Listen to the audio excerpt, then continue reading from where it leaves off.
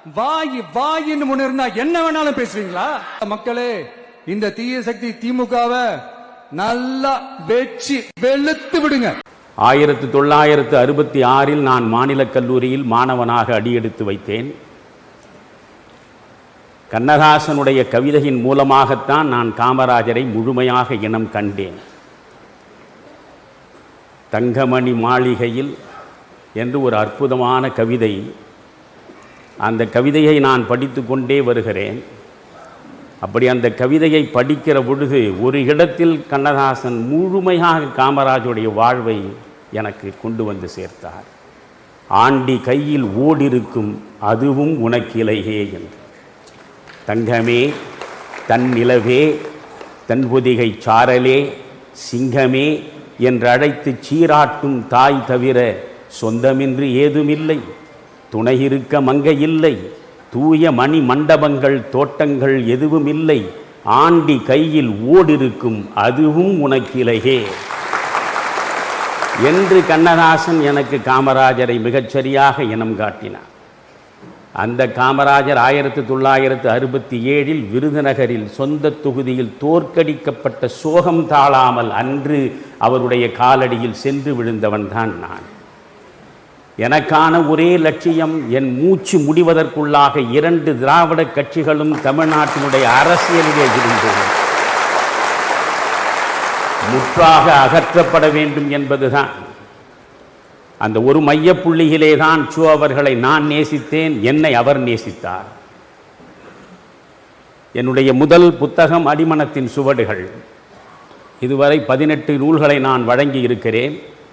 அந்த முதல் அடிமனத்தின் சுவடுகளை சோதான் வெளியிட வேண்டும் என்று நான் ஆசைப்பட்டேன். சோ அவர்கள் வெளியிட்டு அற்புதமாக உரை நிகழ்த்தினார். அந்த புத்தகத்தை படித்த பிறகு அவர் என்னிடம் ஒரு நாள் அலுவலகத்தில் கேட்டார், ஏன் நீங்கள் துக்ளக்கில் எழுத மாட்டீர்களா என்று. நிச்சயம் எழுதுகிறேன் என்றேன்.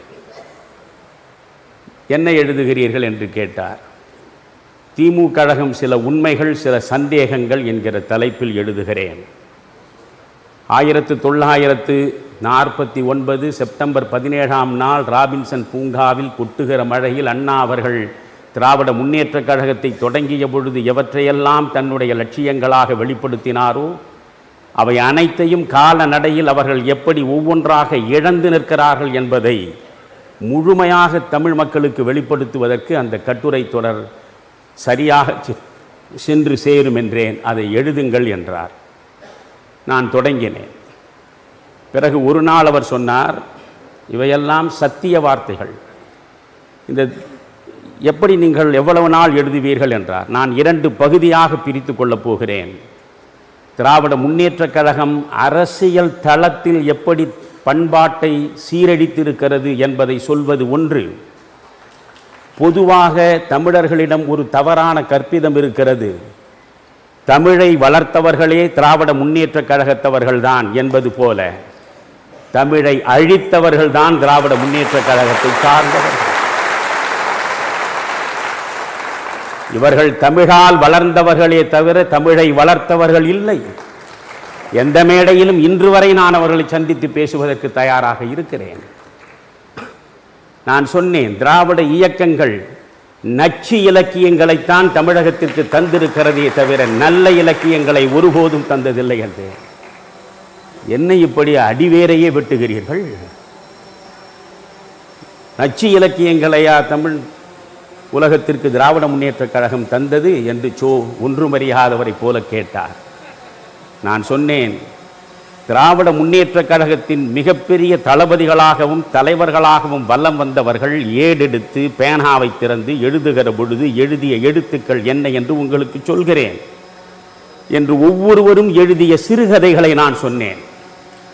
உடனே சொன்னார், நண்பனே, துக்ளக் இதை தாங்காது என்றார். துக்ளக் இதை தாங்காது, இதையெல்லாம் நீங்கள் எழுதாமல் இருப்பது நல்லது என்றார். ஏனென்று கேட்டேன். நீங்களோ ஸ்கூட்டரில் வருகிறீர்கள், ஒரு நாள் லாரி அடித்து நீங்கள் காணாமல் போய்விடுவீர்கள் என்றார். எனவே அந்த பகுதியை அவர் என்னை எழுத விடவில்லை. எது குறித்தும் எவர் குறித்தும் எந்த நிலையிலும் அஞ்சுவது என் வாழ்விலேயே கிடையாது. அச்சமே கீழ்களது ஆச்சாரம் என்று நினைப்பவன். இதுவரையில் நான் வைக்காத விமர்சனங்களே கிடையாது. இதை சொன்னால் என்ன நேரும் என்று நினைந்து பார்த்து நான் சொல்லுவது கிடையாது. நெஞ்சில் பட்டதை நேர்படச் சொல்லுவது ஒன்றுதான் தமிழறிவு மணியனுக்கான வாழ்க்கை.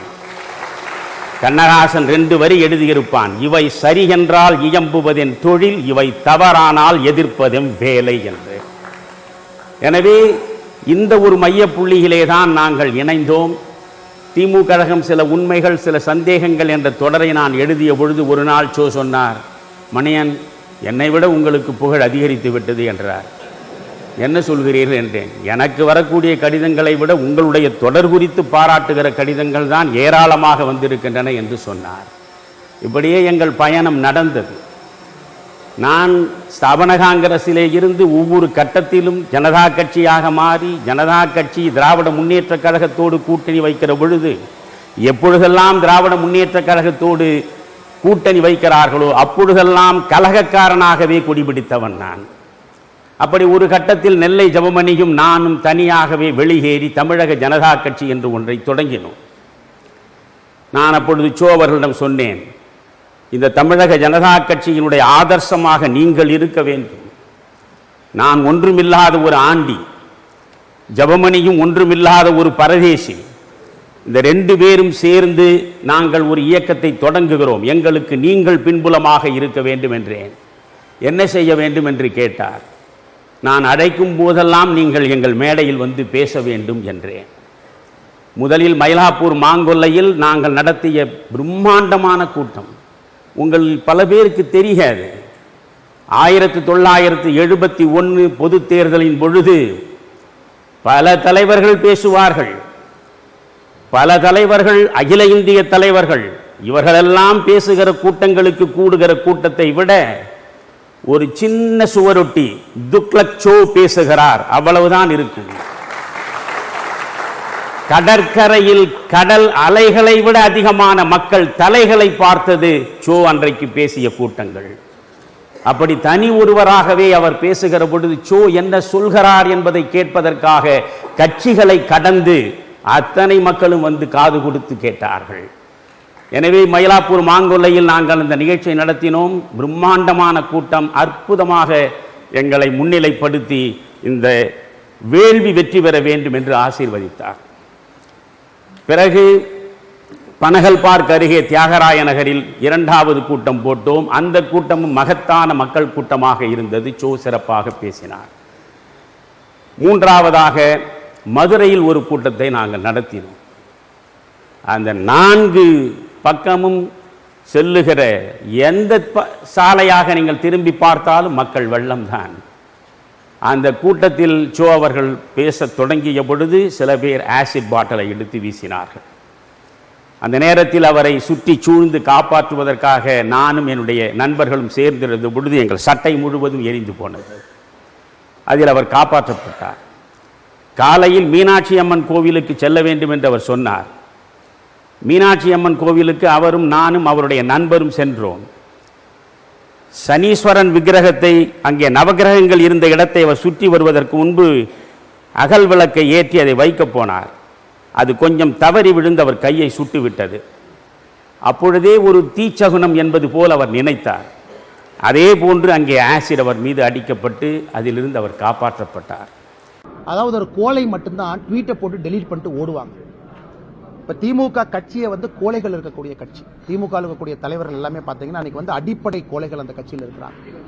எதிர்ப்பு வந்தோடனே டெலீட் பண்ணிட்டு ஓடினவர் தான் மனோ தங்கராஜ்.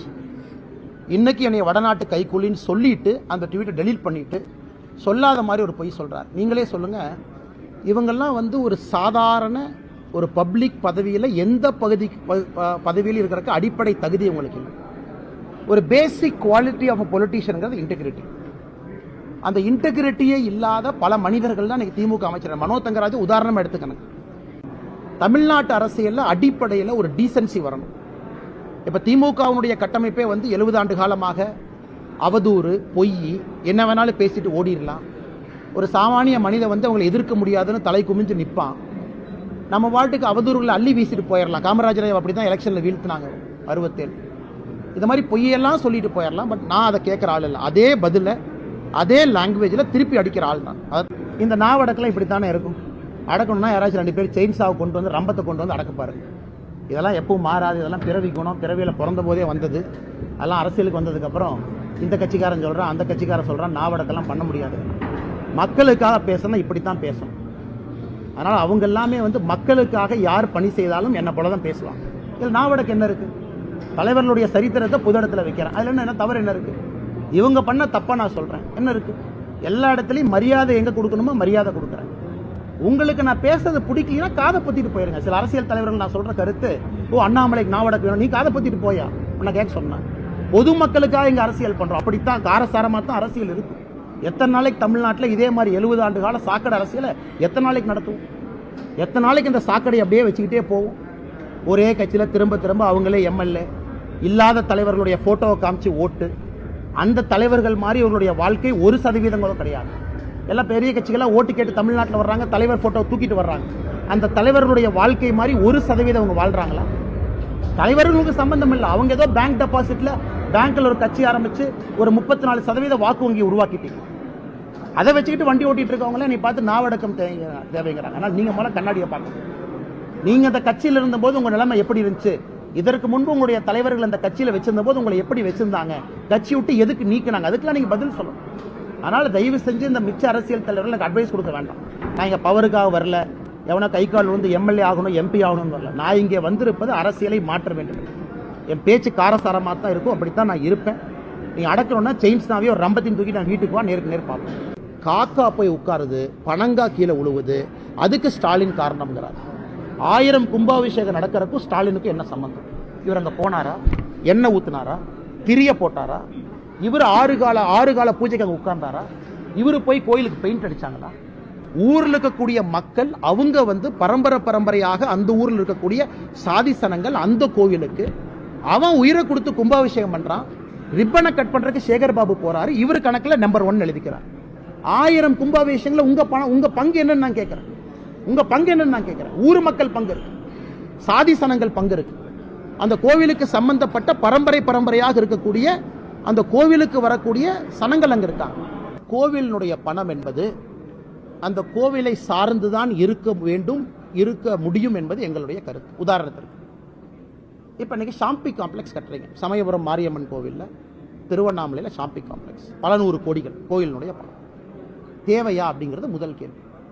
கோவிலினுடைய பணத்தை எடுத்து யாரோ ஒரு கான்ட்ராக்டர் கொடுத்து ஷாப்பிங் காம்ப்ளெக்ஸ் கட்டுறீங்க, அது வேண்டாம். அந்த கோவிலை சுத்தி இருக்கக்கூடிய எல்லா கவர்மெண்ட் ஸ்கூலுக்கும் காலை உணவு, மதிய உணவு, இரவு உணவு கொடுப்போம். கவர்மெண்ட் ஸ்கூலுடைய அப்கீப்புக்கு ஒரு கோயிலும் வருஷம் 3 லட்சம் கொடுக்க வைப்போம். அந்த கவர்மெண்ட் ஸ்கூலுக்கான புக்ஸை வாங்கி கொடுப்போம். மிட் டே மீலை பார்த்துக்கலாம். ஒரு கோயில் ஒரு ஆர்ட்ஸ் காலேஜ், ஒரு இன்ஜினியரிங் காலேஜ் நடத்திட்டோம். அந்த கோவில் நிர்வாகம் பண்ணிட்டோம். எஜுகேஷனை எல்லா பக்கம் ஈஸியாக கொண்டு போகலாம். ஏன்னா அந்த கோவில் திருவண்ணாமலை இருக்குன்னா திருவண்ணாமலை சுற்றி இருக்கக்கூடிய பகுதிகளுக்கான அடிப்படை வசதிகளுக்கு அந்த கோவிலுடைய பணத்தை பயன்படுத்தும். இதான் எங்க பாயிண்ட். நீங்க 12% அட்மினிஸ்ட்ரேட்டிவ் ஃபீ, 4% ஆடிட்டிங் ஃப்ரீ, மிச்சம் இருக்கிற 84%ல இனோவா காரு, ஜேசி கட்டுற ஆஃபீஸ், இதெல்லாம் கோவில் பணத்தை கட்ட சொல்லி அறநிலைத்துறை சட்டத்திலேயே இல்லை. இது எல்லாம் மாற்றணும். நாங்கள் கோவில் பணம் என்பது ஹிந்து மக்கள் மட்டும் நான் சொல்லிங்க, அந்த ஏரியாவில் அந்த சமுதாயத்தில் இருக்கக்கூடிய எல்லா மக்களுக்கும் அதை பயன்படுத்துவோம். கோவில் சுற்றி இருக்கக்கூடிய பகுதி. ஆனால் இன்னைக்கு உங்களுடைய கான்செப்டே ஃபெயிலியர். சரி, பட்ஜெட் ப்ரொவிஷன் ஏதாச்சும் கொடுத்துருக்கீங்களா? டிஎன்ஹெச்ஆர்என்சிக்கு பட்ஜெட்டில் நான் ஒரு அமௌண்ட்டை ஒதுக்கி இருக்கேன். தமிழ்நாட்டுக்கு இருக்கக்கூடிய சிறு கோயில் நான் புதுப்பிச்சிருக்கேன். பெரிய கோயிலுக்கு கும்பாபிஷேகம் பண்ணாங்க. நாங்கள் வந்ததுக்கப்புறம் ஹெச்ஆர்என்சி 1000 கோயில் கட்டியிருக்கு. ஒரு கோயில் நீங்கள் கட்டியிருக்கீங்களா? கிராமத்தில் சிதிலமடைஞ்ச கோயிலை எத்தனை ஹெச்ஆர்என்சி எடுத்து புதுப்பிச்சிருக்கு? பக்கத்தில் இருக்க கோயிலுடைய பணத்தை எடுத்து அந்த கோயில் பக்கத்தில் இருக்கிற கிராமத்தில் சிதிலமடைஞ்ச கோயிலில் நீங்கள் புதுப்பிச்சிருக்கீங்களா? அதை சொல்லுங்க, நான் பாராட்டுறேன். இப்போ திமுக கட்சியை வந்து கோழைகள் இருக்கக்கூடிய கட்சி. திமுக இருக்கக்கூடிய தலைவர்கள் எல்லாமே பார்த்தீங்கன்னா அன்னைக்கு வந்து அடிப்படை கோழைகள் அந்த கட்சியில் இருக்கிறாங்க. எதிர்ப்பு வந்தோடனே டெலீட் பண்ணிட்டு ஓடினவர் தான் மனோ தங்கராஜ். இன்னைக்கு என்னை வடநாட்டு கைக்கூலின்னு சொல்லிட்டு அந்த ட்வீட்டை டெலீட் பண்ணிட்டு சொல்லாத மாதிரி ஒரு பொய் சொல்றார். நீங்களே சொல்லுங்க, இவங்கெல்லாம் வந்து ஒரு சாதாரண ஒரு பப்ளிக் பதவியில் எந்த பதவியில் இருக்கிறக்கு அடிப்படை தகுதி உங்களுக்கு இல்லை. ஒரு பேசிக் குவாலிட்டி ஆஃப் பொலிட்டீஷியன்ங்கிறது இன்டெகிரிட்டி. அந்த இன்டெகிரிட்டியே இல்லாத பல மனிதர்கள் தான் இன்னைக்கு திமுக அமைச்சர். மனோ தங்கராஜ் உதாரணமா எடுத்துக்கணும்.